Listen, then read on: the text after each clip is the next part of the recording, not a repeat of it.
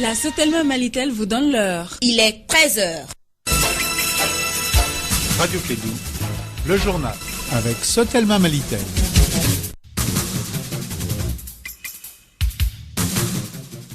Les jeunes de Tombouctou debout face à l'insécurité dans la cité des 333 saints, ils montent désormais la garde à partir des 19h chaque jour.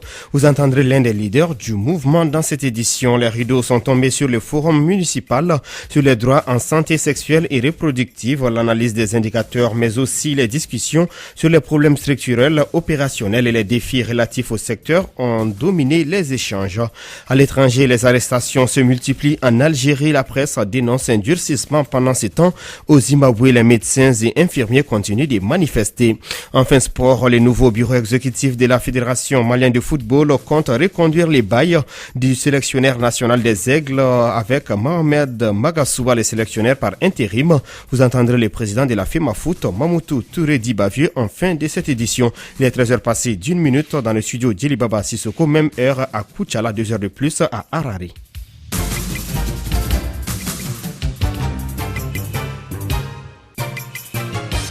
Bonjour à toutes et à tous, bienvenue dans cette édition au microphone Arunaba. Je vous l'annonçais tantôt, les jeunes de Tombouctou se mobilisent contre les enlèvements, les assassinats et la non-implication des autorités locales dans la sécurisation des personnes et de leurs biens.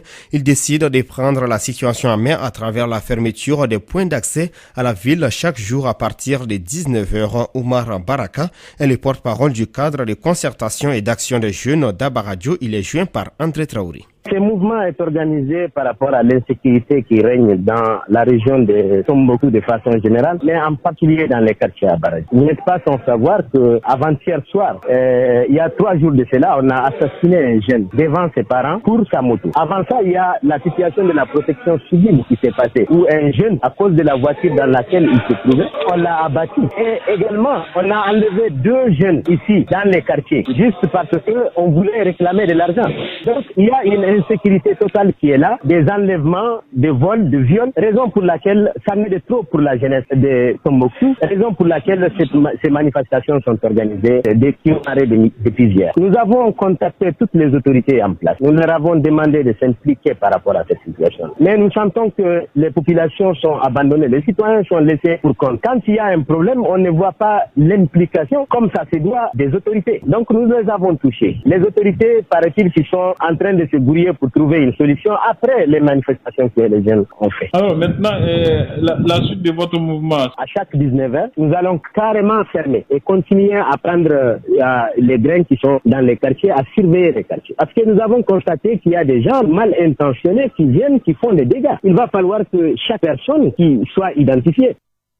Oumar Baraka, porte-parole du cadre de concertation et d'action des jeunes d'Abaradio, précisément à Tombouctou. En bref, suite à l'annulation de la 38e réunion du CSA, le comité directeur de la coordination des mouvements de l'Azawad a réuni le lundi 16 septembre 2019 en session extraordinaire à Kidal. Dans un communiqué, dit avoir prendre acte et dénonce la décision d'annuler la tenue du comité de suivi de l'accord dans la 8e région sur la seule demande du gouvernement. La CEMA demande aussi une réunion urgente et avant toute autre étape avec la communauté internationale et les autres parties signataires de l'accord dans un lieu neutre pour clarifier l'ensemble des questions, notamment la raison d'état impérative qui a motivé l'annulation de cette session du CSA afin de procéder à une évaluation transparente de la situation actuelle et de la gouvernance de l'accord. Parlons à présent de l'atelier de validation des termes des références du dialogue national inclusif. Lors de la clôture des travaux, le Premier ministre a remercié tous les participants. Pour lui, le document adopté sera la base des concertations futures dans les villages, villes et capitales. On écoute le Premier ministre Boubou Sissi. Je pense que nous sommes dans le même bateau. Mais la particularité de ce bateau est que nous n'avons pas à joindre un port prédéterminé, mais nous naviguons vers un horizon infini. Ce n'est pas exagéré que d'affirmer que nous sommes dans des eaux tumultueuses. Ce n'est pas non plus une chimère que d'affirmer que nous pouvons nous en sortir. Mais un dialogue, mesdames et messieurs, se tient dans le respect de la Constitution et des institutions de la République. Il ne s'agira nullement d'une conférence nationale souveraine, encore moins de la préparation d'une quelconque transition politique. Il s'agit au contraire d'un exercice diplomatique qui nous permet de tracer de façon participative les chemins d'un Mali réconcilié avec lui-même Un Mali en paix, un Mali débarrassé des maux qui le minent depuis bien trop longtemps. Je souhaite qu'au sortir du dialogue, vous aurez obtenu un consensus sur un nouveau chronogramme électoral. Ceci est très important, mesdames et messieurs, pour renouveler le mandat des institutions comme l'Assemblée nationale du Mali. Vous aurez noté que depuis ma nomination et l'installation du gouvernement, je n'ai pas fait une déclaration de politique générale devant l'Assemblée nationale du Mali. La raison est toute simple, mesdames et messieurs. J'attends les résolutions du dialogue national inclusif pour me soumettre à cet exercice obligatoire, car je veux prendre en compte le diagnostic auquel le peuple va procéder et je veux m'approprier les solutions qui seront définies de façon consensuelle. Docteur Boubou Cissé, le Premier ministre du Mali.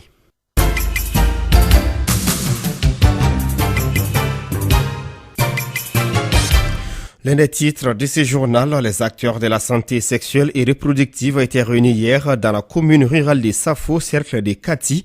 C'était lors du forum municipal sur les droits en santé sexuelle. La rencontre est initiée par la coalition des organisations de santé communautaire à planification familiale. Elle vise à analyser les indicateurs et discuter des problèmes structurels et opérationnels, mais aussi des défis liés au secteur, suivant les reportages de Bibata Touré. Ce forum municipal vise à faciliter le renforcement des capacités, l'engagement et la mise en réseau des organisations de la santé communautaire. Il est organisé pour donner l'opportunité et l'occasion d'écouter les populations dans les municipalités où les indicateurs de santé sont en rouge. Sori Ibrahima Monekata, directeur de la subvention stratégique Amplified Chance. Ce forum municipal, parce que nous avons constaté que la santé de la reproduction, il y a beaucoup de problèmes. Maintenant, quand vous prenez les documents techniques, il y a beaucoup de jargon là-bas, beaucoup d'explications, mais il est important de venir écouter les populations à la base pour comprendre les problèmes de la perspective des populations locales, afin que lorsqu'on veut aller parler aux autorités pour demander des changements en faveur des populations dans ces domaines de santé de reproduction, que l'on puisse parler en utilisant le langage et qu'on puisse faire les demandes sur la base de ce que la population à la base exprime.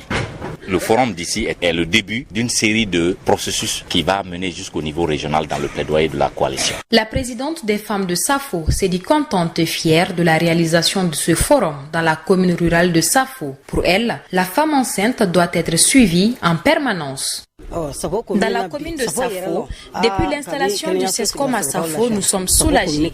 La commune de Safo est une très grande commune. Tout le monde vient ici à Safo pour se soigner. Ce que je veux est que vous preniez soin de la population de Safo en approvisionnant les médicaments de soins pour que les femmes enceintes, les enfants et celles qui accouchent puissent faire leur vaccination dans la tranquillité. Rien m'est caché ici à Safo. Je suis au courant de tout. Je suis informé des campagnes de vaccination et des porte-à-porte qu'ils font. Le forum municipal sur les droits en santé sexuelle et reproductive touchera essentiellement 3 autres pays d'Afrique subsaharienne en Afrique de l'Ouest, dont le Niger, la Guinée, le Burkina Faso. La santé de la reproduction est un droit. Mobilisons-nous pour la défendre.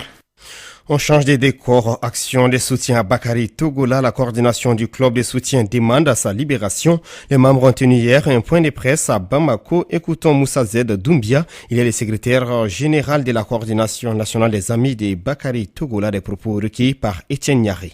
Au regard de tout ce qui précède, la coordination nationale des amis de Bakary Togola en rappelle à l'esprit de justice et d'égalité de tous les Maliens devant la loi et du respect des droits et libertés fondamentales de M. Bakary Togola. La coordination nationale des amis de Bakary Togola, Sénabété, demande instamment sa libération pour qu'il puisse retourner dans ses champs en cette période hivernale et poursuivre l'œuvre de consolidation des acquis des paysans maliens sous sa direction éclairée. Nous voulons que le président Bakary puisse bénéficier d'une bonne justice, une justice juste et équitable. La bonne justice n'est pas celle qui sévit ou celle qui humilie un honorable citoyen à la seule volonté d'un dénonciateur anonyme, mais celle qui instruit à charge et à décharge et qui, dans un procès équitable, dit le droit en toutes circonstances. La coordination nationale des amis de Bakary Togola demande que M. Bakary Togola bénéficie de la présomption d'innocence. La coordination,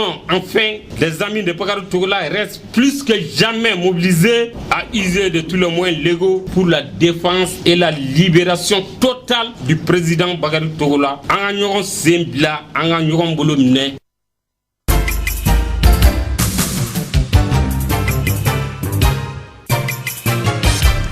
C'est ce qui nous conduit à l'actualité hors du Mali. Nous recevons Ramatou Aïdara pour les décryptages. Bonjour Ramatou. Bonjour Aruna, bonjour à tous.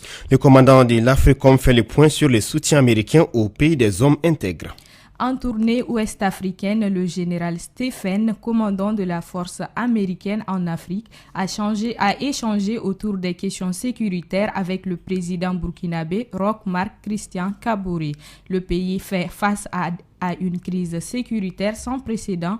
Pour le moment, les États-Unis n'envisagent pas l'envoi des troupes sur le sol burkinabé. Leur soutien se limitera à la formation et au renforcement de la collaboration entre les différents pays d'Afrique de l'Ouest, du Centre et du Nord.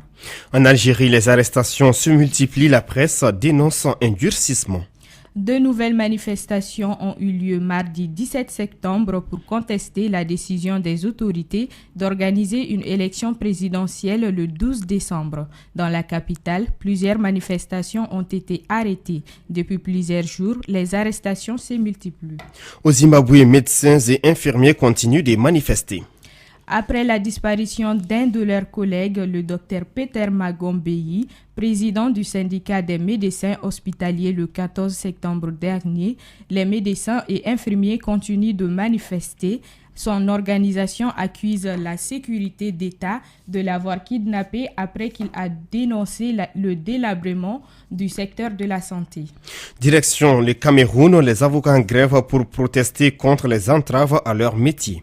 La justice est totalement paralysée cette semaine au Cameroun en raison d'une grève très suivie des avocats qui dénoncent les entraves à l'exercice de leur métier. Lancé le lundi 16 septembre par le bureau du Cameroun, le mouvement de grève devrait durer au moins jusqu'au vendredi. Les avocats demandent une consolidation du droit à un procès équitable. Merci Aïdara pour ce décryptage de l'actualité internationale. Il est 13h passé de 13 minutes dans les locaux de la Fédération malienne de football.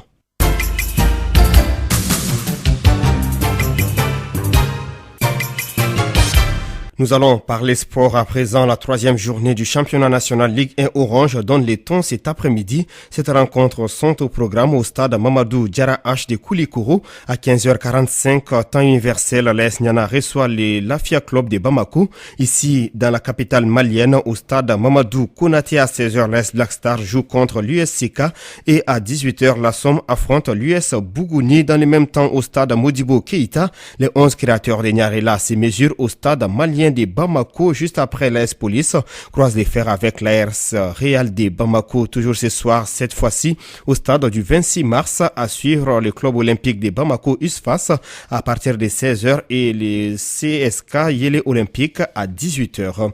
Autre actualité sportive, le nouveau comité exécutif de la FEMAFOOT compte confirmer Mohamed Magasouba au poste de sélectionneur des Aigles seniors. Le nouveau comité exécutif de la Fédération malienne de football compte lui donner la chance de continuer les travaux déjà entamés. On écoute le président de la FEMAFOOT, Mamoutou Touré Dibavieux. Un bon frère, comme nous savons le faire au Mali, comprendre que Makasouba aujourd'hui est le sélectionneur national par intérim et il est directeur technique. Nous avons eu cette discussion avec lui pour lui dire que les deux fonctions, de notre point de vue, le nouveau comité exécutif, les deux fonctions sont incompatibles. C'est-à-dire pour permettre à Magasouba de travailler sereinement, de se consacrer à l'équipe nationale du Mali, notre phare en quelque sorte, nous voulons que ce travail se fasse dans la plus grande concentration possible, à faire en sorte qu'il y ait un suivi et un fichier sur tous les joueurs maliens. C'est un chantier très vaste et très immense. Vouloir coupler cela avec la direction technique, qui est aussi quelque chose de grandiose, nous paraît impossible en l'état. Donc nous avons demandé à notre sélectionneur, nous souhaiterions qu'il puisse se consacrer à l'équipe nationale. Les discussions sont en cours, nous souhaiterions qu'il reste entraîneur de l'équipe nationale, parce que comme je l'ai dit, il est en train de faire du bon travail à ce niveau. Mais nous disons aussi que nous ne voulons pas qu'il soit directeur technique et entraîneur. Et nous lui avons laissé le choix de réfléchir. Et pour nous, a priori, nous voyons Magasouba comme sélectionneur de l'équipe du Mali.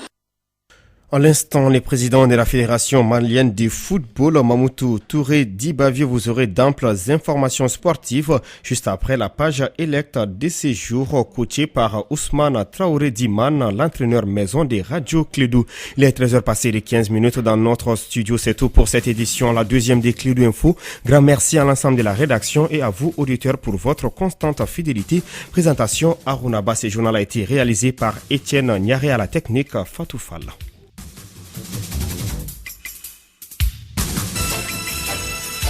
Radio Clédou, le journal. Avec Sotelma Malitel. Ici,